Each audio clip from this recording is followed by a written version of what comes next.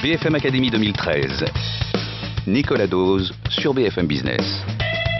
C'est la quatrième, dernière partie de la BFM Academy avec la mouche du coach de Clément Alteresco et bureau-à-partager.com. BFM Academy saison 8, la mouche du coach.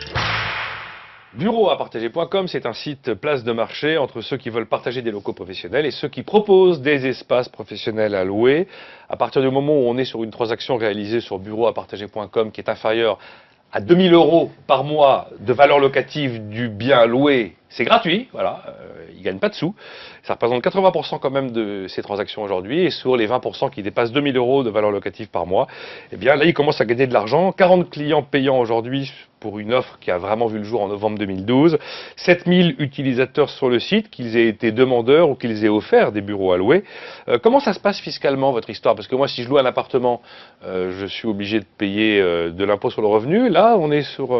tout ça, c'est parfaitement cadré? Alors, globalement, en général, les entreprises qui mettent à disposition des bureaux font des contrats de prestation de services. C'est-à-dire qu'on rentre dans le chiffre d'affaires classique en fait de l'entreprise. Donc voilà, c'est assez. C'est pas border, c'est pas border par rapport au fisc et tout ça. Alors juridiquement, si c'est votre question, il faut que le bail l'autorise. C'est-à-dire que le propriétaire doit autoriser soit la sous-location, soit la prestation de service.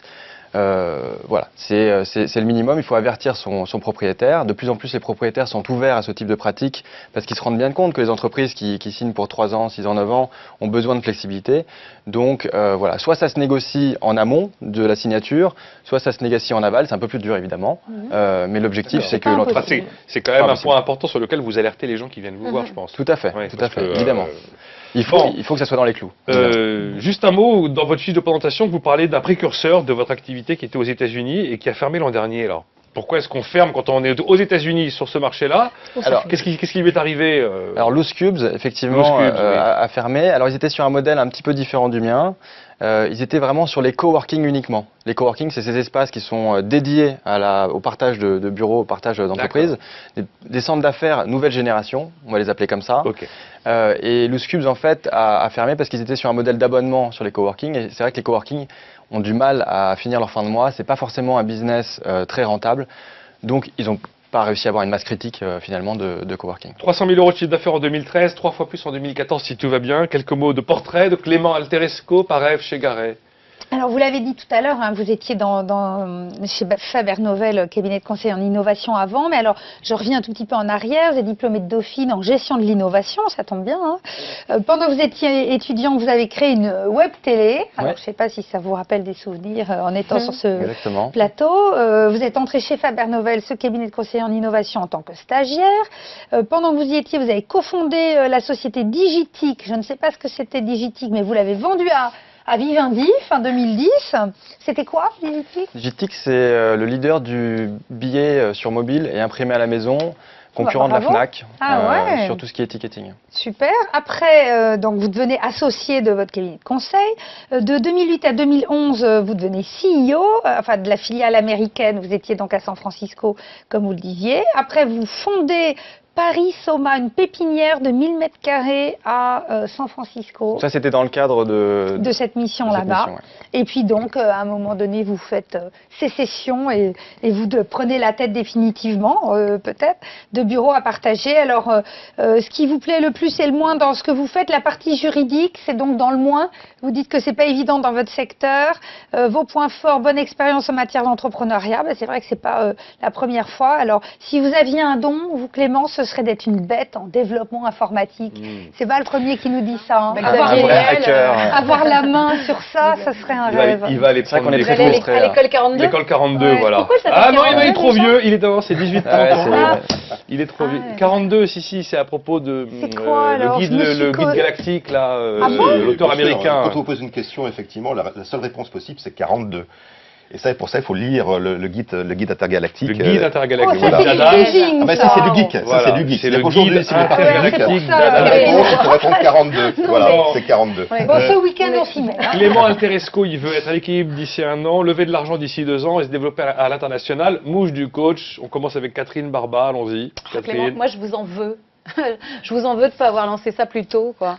Parce que franchement, le nombre de fois en 10 ans d'entrepreneuriat que j'ai cherché des bureaux, que j'ai changé de bureau, qu'après, quand on est devenu plus gros, j'ai voulu sous-louer mes bureaux et la galère que c'est. Et là, je me dis, génial. Donc, merci déjà de nous sortir ça. Merci d'être, Clément. Merci Voilà, non, et puis d'exister. bon, c'est vrai qu'ils surfent sur une vague formidable, quoi. Tout ce qui est consommation collaborative, le covoiturage du bureau ou le drivey. Ouais, voilà. Du bureau, donc ça c'est super. Moi, ce que je me dis aujourd'hui, c'est, on n'a pas parlé, levée de fonds ou donc vous fonctionnez sur fonds propres, parce que on parlait tout à l'heure d'un vrai problème qui est plutôt culturel. Il va falloir dépasser des barrières, installer la confiance, parce qu'il y a des réticences, et pour ça, il faut communiquer. Est-ce que ça coûte de l'argent, quoi? Mais communiquer au-delà de peut-être. BFM Academy, c'est gratos. Donc Faut juste passer entre les fourches pour codines d'F chez Gare. installer la confiance dans cette nouveauté? Alors, il n'y a pas meilleur moyen d'installer la confiance que de faire essayer les gens et de leur dire essayez, prenez un premier freelance, un poste. En général, les entreprises, elles adorent avoir des compétences pas loin. Quelqu'un qui fait du graphisme, du développement, du référencement. S'il y a un poste de libre, ils peuvent commencer par justement partager leur bureau juste avec un poste. Et ils le font déjà souvent, ils ont des prestataires qui viennent pour une certaine durée. Donc les entreprises déjà accueillent d'autres entreprises, donc ils le font déjà. Donc essayer, c'est le meilleur moyen de mettre le doigt dans l'engrenage. Et après, les gens se rendent compte que les synergies sont fortes. On a fait une petite étude sur nos utilisateurs à la fin de l'année dernière. Et il y a plus de 1 sur 2 des colocs qui finissent par travailler ensemble. Par se marier. Ça, on n'a pas encore. Mais donc, il y en a plus d'1 sur 2 qui travaillent ensemble. C'est dire quand même. Accélérateur de business, alors. Voilà, donc partagedebureau.com et accélérateur-de-business.net. Et comment vous faites pour mesurer la satisfaction des clients, pour m'assurer que je ne vais pas être en coloc chez Barbe Bleue? Alors, pour l'instant, on peut pas. Pour l'instant, on peut pas. Parce que alors, ce qui est intéressant, et c'est aussi pour ça qu'on ne fait pas de travail d'intermédiaire au milieu, c'est qu'il faut que les gens se trouvent. C'est comme quand vous faites une coloc chez vous, il faut qu'il y ait un fit business, il faut qu'il y ait un fit personnel entre les entrepreneurs qui vont être colocs. Il n'y a pas de reviews, il n'y a pas de notes, il n'y a pas de comme on peut trouver sur Drivey ou covoiturage. C'est l'idée qui émerge doucement, c'est que les gens puissent se noter entre eux et noter leur hébergeur quelque part à terme et inversement. Oui, les bergers. Les bergers aussi. Donc c'est quelque chose qu'on va mettre en place. Comme Airbnb, clairement, c'est un des sujets les plus importants. Et vous avez raison de parler de confiance. Parce que c'est le sujet le plus important sur la consommation collaborative, c'est que les gens se fassssent confiance. Alors nous, on a Nous sommes une entreprise de 5 nanas, cherchons. Je ne fais pas du tout l'apologie de covoiturage, mais ils ont lancé trustman.com et je trouve ça super malin. Allez voir ce que c'est, Trustman. Installer la confiance. C'est un vrai sujet. Hein. C'est clairement là où. Le sujet. Moi, j'aime beaucoup. Ève chez Gavet. Aussi. Hein, je trouve que, voilà, on peut pas faire plus dans l'air du temps et utile, quoi. Vous répondez, tous les deux, hein, d'ailleurs, mais vous répondez à un vrai besoin. Le besoin existe. Alors, comment on l'adresse de façon intelligente, peut-être plus économique, et puis finalement, c'est même écologique au final, parce que ne pas ouvrir d'espace supplémentaire quand l'espace est déjà là, c'est aussi consommer moins de certaines choses. Donc, tout ça est vraiment intelligent. J'espère que vous allez pouvoir aller vite quand même pour, prendre cette place et être effectivement la référence.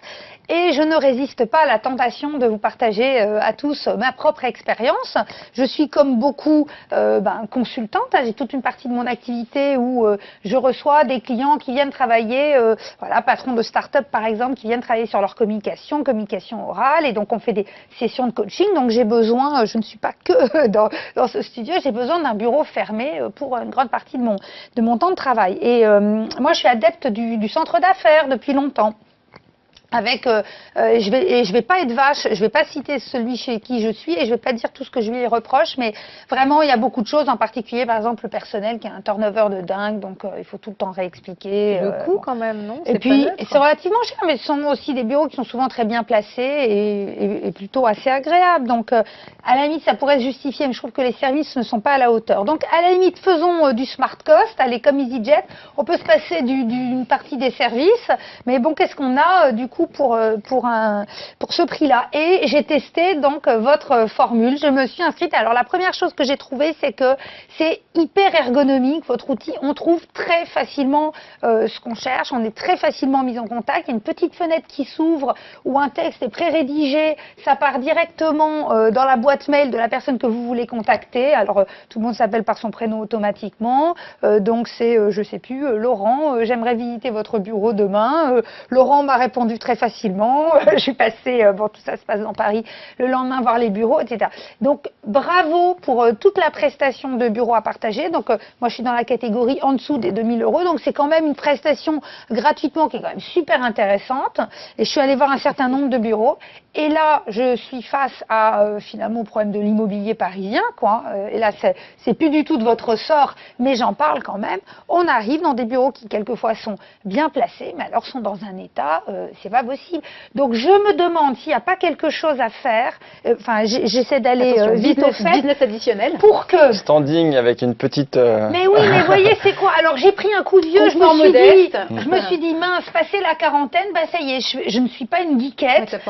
J'ai pas envie d'être, oui c'est ça. J'ai pas envie d'être au milieu des petits développeurs qui n'ont rien à faire que le faux plafond leur tombe sur la tête. Et alors, est-ce que ça s'appelle standing? Je sais pas, mais et alors est-ce qu'il faut forcément que ce soit beaucoup plus cher? Donc vous voyez, finalement, ça nous ramène face à la problématique du parc immobilier. Business additionnel, le côté un peu premium, le service en plus de l'offre. Enfin, voilà. Et là, moi, je suis prête à payer. Et là, vous n'avez pas beaucoup de secondes pour répondre et réagir. Allez-y quand même. C'est ce qui est intéressant, et c'est des offres, c'est des services qu'on va rajouter. On va rajouter des nouveaux produits dans vos ambitions là. Alors non, ça c'est encore autre chose. Oh là là, on n'a pas le temps d'un produit. On n'a pas le temps. Voilà. Mais non, mais Clément, comme EasyJet, on a un truc à bas coût, mais on est prêt à payer. On prend des petites options. Bon, au final, ça chiffre, donc tant mieux pour EasyJet ou tant mieux pour bureau à partager.